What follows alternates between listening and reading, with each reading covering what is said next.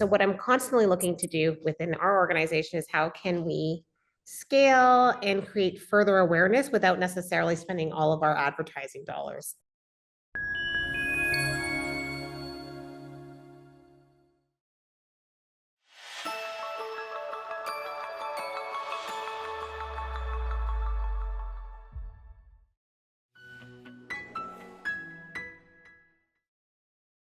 So what I'm constantly looking to do within our organization is how can we scale and create further awareness without necessarily spending all of our advertising dollars. A lot of the times what we're seeing is the best and easiest way to do that is through partnerships and through collaborations. One of the major partnerships that we have is with the Transit Authority. So it's called the Metro Perks program. So for us, that gives you access in the Greater Toronto area, which encompasses multiple different municipalities. If you have a transit ticket and you bring it into one of our studios, you can obtain a discount. But further to that, what we have gotten access to is all of the individuals who have purchased Metro Pass tickets within the Greater Toronto area, which for some of you in the larger markets could be an interesting collaboration. So it's something where we are sharing a couple of things. We're sharing our brand, we're sharing our access, and then we're also sharing an opportunity for them to provide additional value to being one of their members.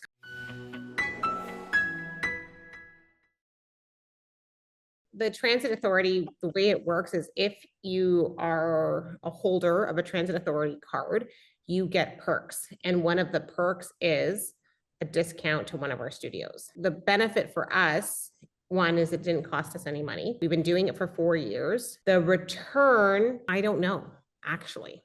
And I say that because I don't think that people are utilizing their transit card and then coming into one of our studios and saying, hey, I'd like to get a discount. The dollar amount is, I'll say, it's been anywhere from $5,000 to $10,000 annually of additional revenue. But the bigger piece that I'm been more interested in is brand awareness. And what I mean by that is the Toronto Transit Authority is then putting our logo in bus shelters, in emailers, and on their website that has over 1 million views. So I think for me, that's the intangible, is the brand awareness in a way that is synonymous with the TTC, which is the Toronto Transit Commission. Also our GO train that goes to all of the cities across Ontario, and then also our subway systems. So for us, it was a way, and it continues to be a way to get our brand recognition out there. Now, the Cleveland Clinic is a different program because that one's generating quite a bit of revenue, a significant amount of revenue through specific contracts. And so what it doesn't allow for, though, is all of that public knowledge. So Cleveland Clinic, distinct from the Transit Authority, is that there is no out-based marketing. So Cleveland Clinic isn't bragging that, we're working together.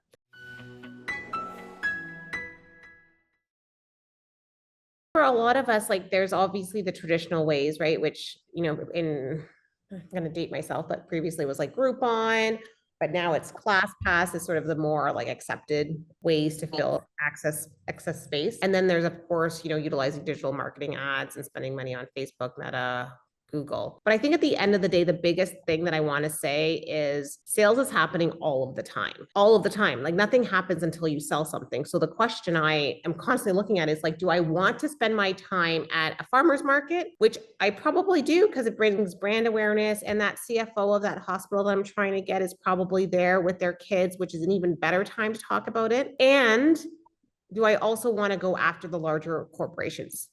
And so I'm interested in that piece. The other thing that I really want to share too is there's nothing to preclude you hey, bring us to work. What does it look like to add that into your emailer? What does it look like to add that onto your website? You'd be surprised at who makes decisions on your floor and how they might be interested in oh, can I actually take a 30-day challenge to work? What would that look like for my team?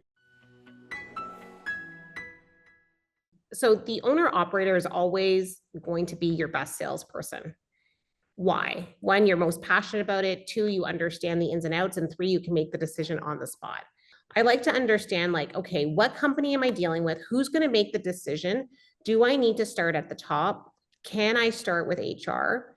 Generally in a hospital of that size, you could start with HR and then create that position in that package of here's the benefits of what you're going to get. So I would be prepared going in with like, hey, especially if they're a public hospital, you can get the data.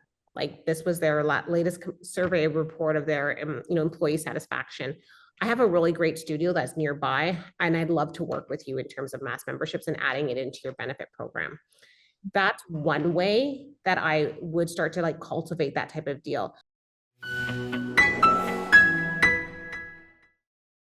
One of the things that we're starting with our core values. So we're starting with like what's aligned with who we are as an organization. So a partnership that we also have is with a company called, with an organization called CAMH, which is the Canadian Association for Mental Health. And so that is a significant national partnership across the country. And one of the things that was important to me is that part of the reason why I started yoga to begin with is that mental health ran in my family. So it's aligned with my personal values from a founding perspective, and also aligned with our core values of the organization.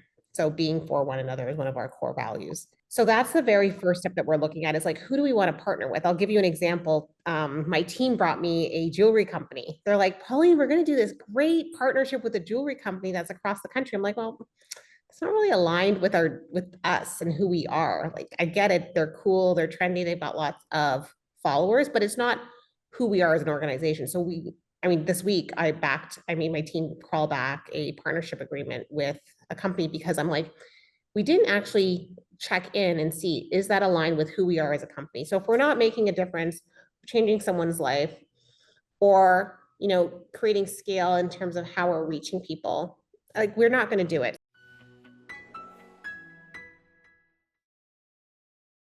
One, looking at first internally, where do you have access capacity? So number two would be, who do you already know? Who do you have within your existing contacts that you can actually reach out? And then number three, reaching out, creating that offer in advance, doing your work and your research in advance and creating that offer. And the last thing I would say is, sales is a forever phenomenon, and, be prepared to get turned down a ton of times before it actually comes to fruition. And then don't be afraid to ask for recommendations, for referrals. You'd be surprised what's available.